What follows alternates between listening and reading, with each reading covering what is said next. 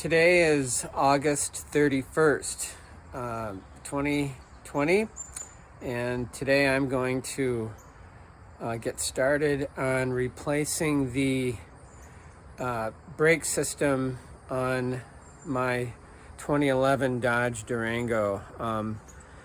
And when I say brake system, what I mean is the rotors, the calipers, and the pads on all four corners. We have the parts and we have the brake fluid.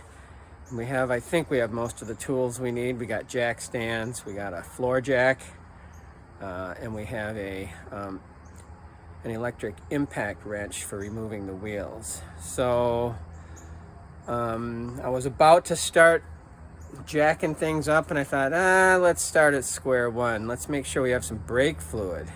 Because once I get started on this, I can't drive the car, and Wah isn't home right now. And I checked, and I do have brake fluid. I have the tools I need for bleeding the brake lines at each corner. And let me just kind of show you that. We have this handy dandy tool, which is, it's really just a bottle with a hose that you connect to the nipple of the bleeder valve on the caliper, and it's a tight fit. The hose is just the right size, and basically when you press on the brake, it pushes air out of the line, and then when you release the brake, it sucks in fluid instead of air. So there's our tool, and then we also have a couple different. This is an unopened one. This one is about a third full still. And it's new brake fluid, so that'll work. Here's the car. Of course, we're gonna start on this rear right corner. Here's our jack stands. We're only gonna need one for the corner. And I think before I get started though, I need to inspect the parts. They arrived. The parts arrived, but I haven't looked at them yet. I haven't opened up the boxes to actually see that I got the right stuff. And here they are.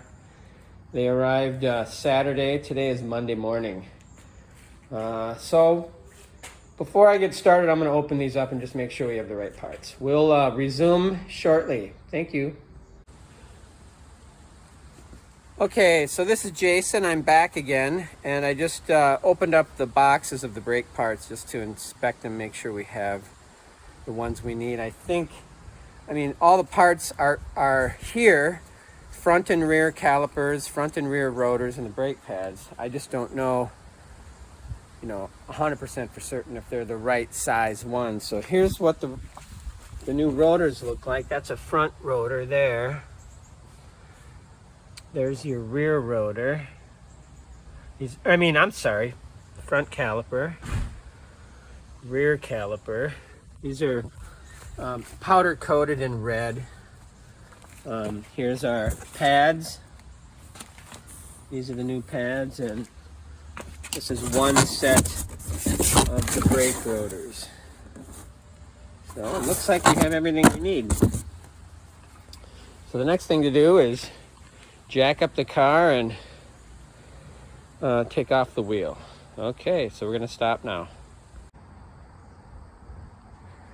Okay, so now we're only about 10-15 minutes into the process. I jacked up the rear right corner of the car, of the Durango, and positioned a jack stand under the right place, and I took off the wheel. So here's what we got. There's the old rotor and caliper. So now we got to take these guys off and replace them with the new ones. This is what's going to take time and effort. Okay, thank you. Bye. Oh, you know what? Looking at this, that could be our biggest problem. I'm going to have to soak this baby. This nut may not be coming off.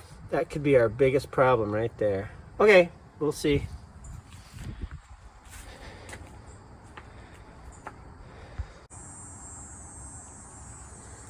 Jason here again. Well, you know what? I learned something. I kind of did a big blunder. I spent about an hour preparing to get that rotor off by cleaning the threads of that drive shaft and attempting to get the nut off. I made the assumption that that's what held on the rotor, but you know what? That's not it.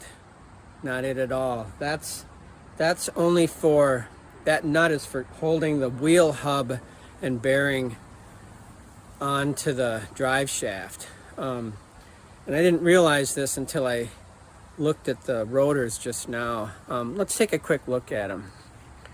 So the rear rotors, as you can see, there's this big ring around here. And if we look at the rotor on the car, that's this ring here. These rotors will pop right off over that. So I can put this nut back on here because that holds it on the shaft. Well, live and learn.